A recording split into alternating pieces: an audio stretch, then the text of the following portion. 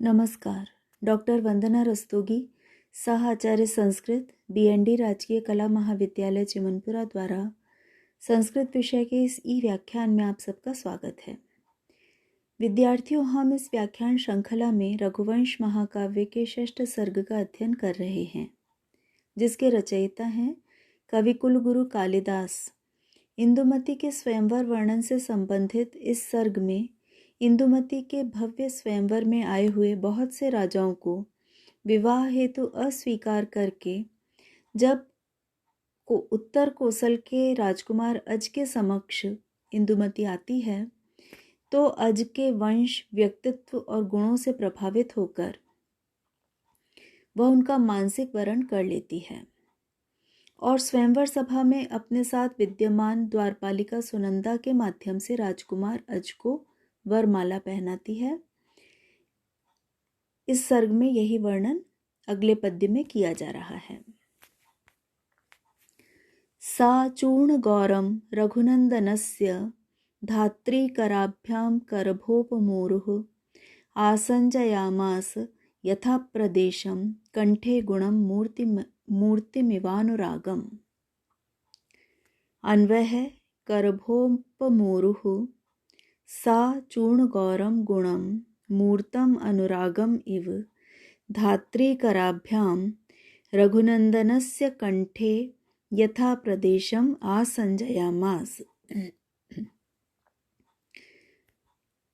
उस सुंदरता से युक्त इंदुमती ने चूर्ण गौरम मांगलिक चूर्ण से गुलाबी रंग वाली, लाल रंग वाली गुणम माला को मूर्तम मूर्तिमान, साक्षात, अनुरागम एव अनुराग के समान, प्रेम की तरह, धात्री कराभ्याम सुनंदा के हाथों से। धात्री शब्द यहाँ सुनंदा के लिए प्रयुक्त किया जा रहा है।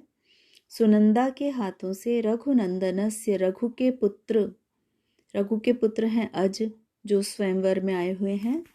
तो रघु के पुत्र अज के कंठे, कंठ में, गले में, यथा प्रदेशम यथा स्थान, आसंजयामास पहनाया गया।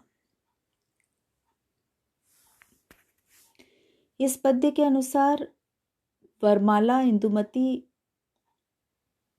के द्वारा स्वयं नहीं पहनाई गई, अपितु द्वारपालिका वेत्रवती या धात्री सुनंदा के हाथों अज के गले में मांगलिक कुंकुम चूर्ण से लाल वर्ण वाली ये स्वयंवर माला पहनाई गई।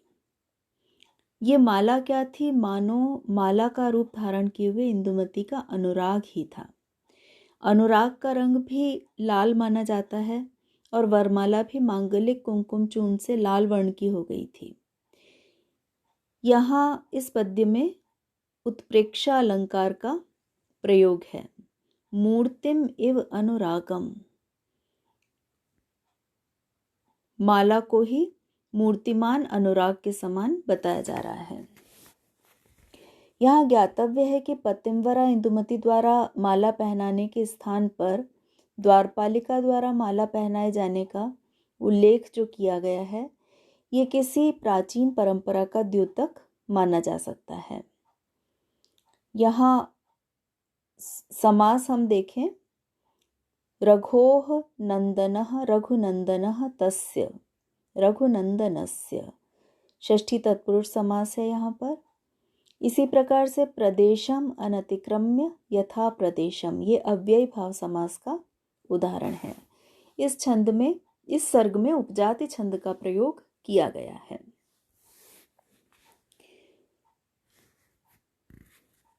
अगले पद्य में इंदुमती और रघुनंदन अज के संयोग को देख करके नगरवासी प्रमुदित हो उठते हैं। यह वर्णन किया जा रहा है।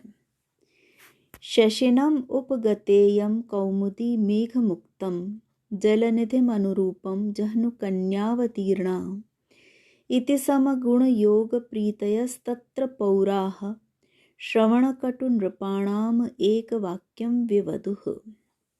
इस पद्य का अन्वय, तत्र समगुण योग प्रीतयः पौराः इयं मेघमुक्तं शशिनम् उपगता कौमुदी इव अनुरूपम जलनिधिम अवतीर्णा जह्नु कन्या इव इति नृपाणां श्रवणकटु एकवाक्यं विवदुः।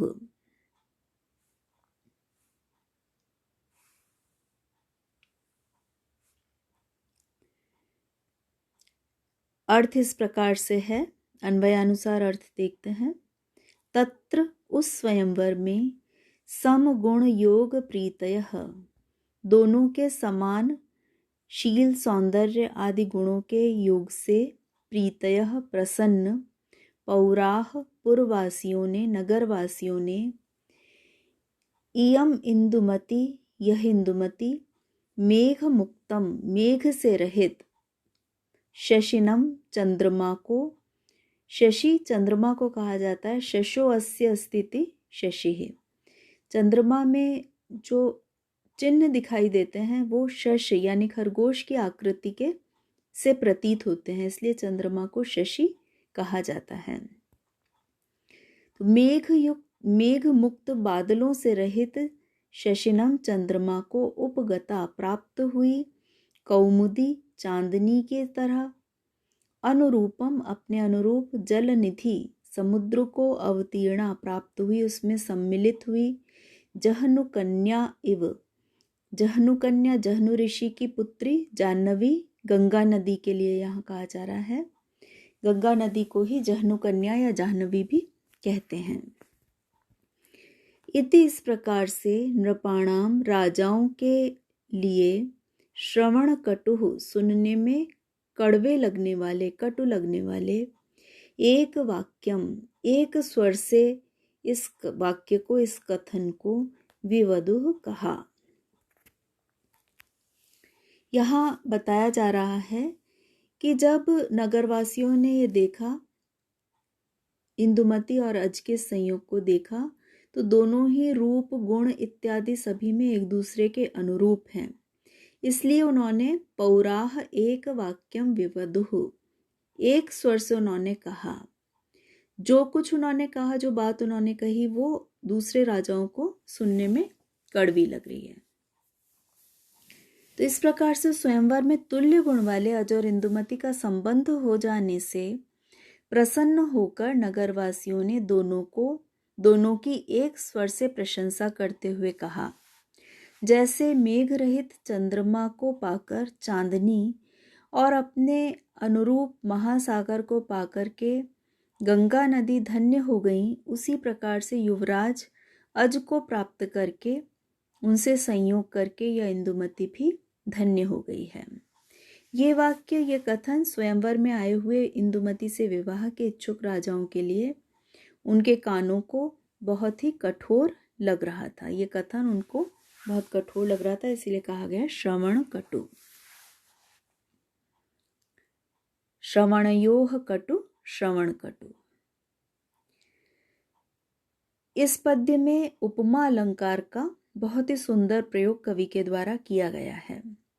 यहाँ इंदुमती को कौमुदी की और अज को मेघ मुक्त, मेघ से रहित शरतकालीन चंद्रमा की, शशि की उपमा दी गई है। इसी प्रकार से इंदुमती को जह्नु कन्या गंगा के समान बताया है और अज को जलनिधि समुद्र के, सागर के समान बताया है। जैसे चंद्रमा और कौमुदी का संयोग होता है, जैसे सागर और नदी का संयोग होता है, उसी प्रकार का यह सुंदर संयोग अज तथा इंदुमती का वर्णित किया जा रहा है। इस पद्य में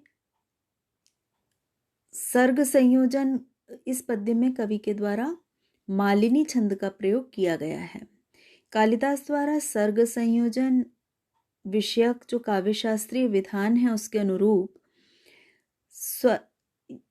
सर्ग पर्यंत उपजाति छंद का प्रयोग किया गया है। इस सर्ग में उपजाति छंद का प्रयोग किया गया है, लेकिन सर्गांत में छंद परिवर्तन किया जा रहा है, क्योंकि महाकाव्य के लक्षणों के अंतर्गत यही कहा जाता है कि एक सर्ग में एक ही छंद का प्रयोग और सर्गांत में, सर्ग के अंत में छंद परिवर्तन किया जाए।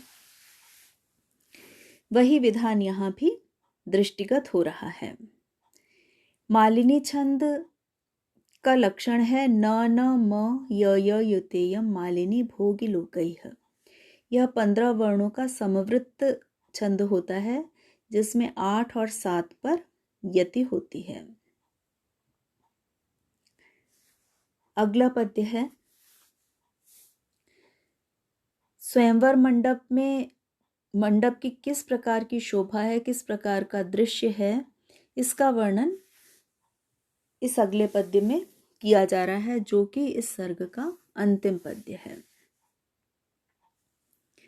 प्रमुदित वर पक्षमेक तत् क्षितिपति मंडलम अन्यतो वितानम उषसि सर इव प्रफुल्ल पद्मम कुमुदवन प्रतिपन्न निद्रमासीत। अन्वय, एकतः प्रमुदित वरपक्षम अन्यतः वितानम तत् क्षितिपति मंडलम उषसि प्रफुल्ल पद्मम कुमुदवन प्रतिपन्न निद्रम सरह इव आसीत। एकतः एक ओर, प्रमुदित वरपक्षम प्रमुदित प्रसन्न मोद से युक्त, वरपक्षम वर अज के पक्ष का समूह, एक तरफ वरपक्ष के समर्थन में आने वाले लोग, अन्यतः दूसरी ओर वितानम निराश हताश, क्षितिपति मंडलम क्षितिपति राजा को कहा जाता है, पृथ्वी के अधिपति, मंडलम उनका समूह। उषसि प्रातः काल में, प्रफुल्ल पद्मम प्रफुल्लित खिले हुए सुविकसित, पद्मम कमल पुष्पों से युक्त, कुमुदवन प्रतिपन्न निद्रम और प्रतिपन्न निद्रम अविकसित मुंदे हुए मुकुलित हुए, कुमुदवन कुमुद के पुष्पों से प्रतिपन्न युक्त, सरह तालाब के समान, सरोवर के समान, वह मंडप, वह स्वयंवर मंडप आसीत प्रतीत हो रहा था, सुशोभित हो रहा था। उस स्वयंवर मंडप में एक ओर तो प्रसन्नता से खिले हुए मुखमंडल वाले वर अजपक्ष के योग थे, विराजमान थे, जो लोग इंदुमती और अज के इस विवाह से प्रसन्न थे, और दूसरी ओर वहीं उसी मंडप में इंदुमती के न मिलने से हताश और खिन्न अन्य राजा लोग थे।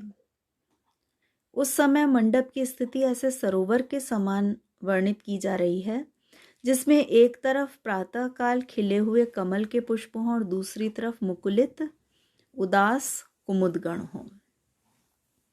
एक ही सरोवर में विद्यमान कमल प्रातः काल सूर्य की किरणें प्राप्त होते खिलने लग जाते हैं, और वहीं उसी सरोवर में विद्यमान जो कुमुद पुष्प होते हैं वे रात्रि में चंद्र किरणों से तो खुलते हैं, लेकिन प्रातःकाल सूर्य के उदित होने पर वे मुकुलित होने लगते हैं। वरपक्ष की प्रसन्नता का और हताश राजाओं की उदासी का वर्णन यहाँ पर कमल और कुमुद के रूप में किया गया है। उपमा अलंकार है यहाँ भी। यहाँ स्वयंवर सभा को सरोवर की उपमा दी जा रही है। अजपक्षीय राजाओं को प्रफुल्ल पद्मम और जो खिन्न राजागण है, क्षितिपति मंडल है, उसको मुकुलित कुमुदों की उपमा दी जा रही है। यहाँ भी सर्गांत में अंतिम पद्य में छंद, एक अलग ही छंद का प्रयोग कालिदास द्वारा किया गया है, जो कि है पुष्पिताग्रा छंद। पुष्पिताग्रा का लक्षण इस प्रकार है, अयुजी नयुग रेफतो यकारो युजिच नजो जरगाश्च पुष्पिताग्रा।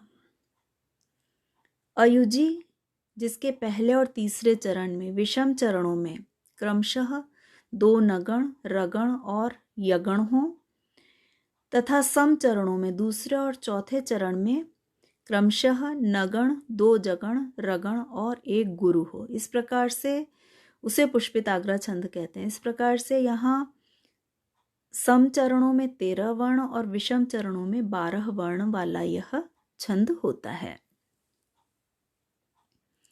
इंदुमती द्वारा अज का वर्ण करने के साथ ही स्वयंवर वर्णन नामक ये छठा सर्ग समाप्त होता है। आज के व्याख्यान में इतना ही। धन्यवाद।